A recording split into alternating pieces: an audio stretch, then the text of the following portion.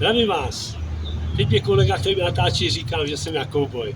Asi jo, ale cítím se tak rozhodně. Cítím se spíš jako Mexičan. Žiju tady 10 let, to bude. Můj kolega, společník, tady žije už 15 let, on na rozdíl ode mě má občanství, já zatím ne, ale usiluju o to. No a tenhle podcast vzniká proto, že jsme se rozhodli oslovit vás trošku z jiného úhlu, než slyšíte, ale z jiného autenticky, než slyšíte v těch médiích, hlavně těch mainstreamových, co se děje v Mexiku, jak je to nebezpečný, jak se tady válčí pomalu, jak na Ukrajině. Nesmysl, nic takového není. Takže v rychlosti jenom krátce, Mexiko je úžasná země, neskutečná. V životě bych už odsud neodjel. Miluju přírodu, miluju lidi, miluju jídlo, miluju všechno, miluju svobodu, která tady je mimořádná. To se nedá srovnat. Ano, máme největší, říkám máme, protože se cítím jako Mexičan, máme největší hranici s Amerikou. Nikdo nemá takovou hranici velkou jako my. A taky jsme celou dobu využíváni těma Spojenými státama. Zvlášť teď v tomto období, kdy Amerika se třepe tak jakože doví, jak to s ním všechno dopadne.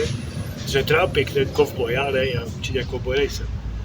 No nicméně vám chci říct, že máme projekt, který bychom chtěli posunout do Evropy, chtěli bychom získat víc a víc lidí, proto natáčíme i tenhle podcast jako úvod k tomu, co vám chceme říct. Máme webovskou stránku, kde se dozvíte všechno o našem projektu Minibias, který je zaměřený na nového člověka, na nové myšlení, na filozofii, co potřebuje člověk k životu.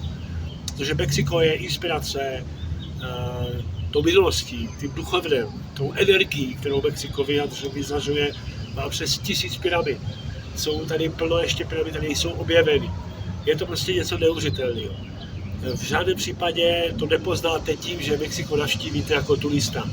Ne, Mexiko poznáte, když se jdete minimálně na měsíc, a když jdete mimo ty turistické části, tak poznáte Mexiko, poznáte srdce Mexika, duch Mexika a jsou to ideální.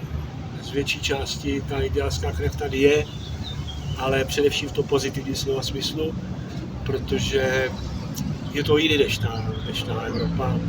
Není to tak soustředěný na ten materialismus, jako je v té Evropě.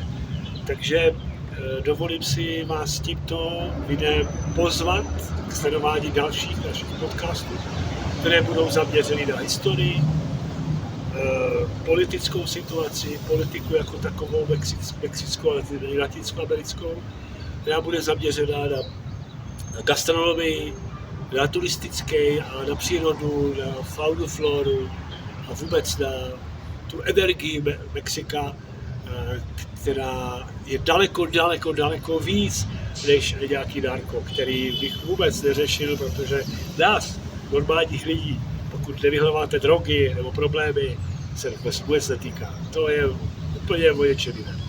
Hasta la vista, señoritas a señores. Čau.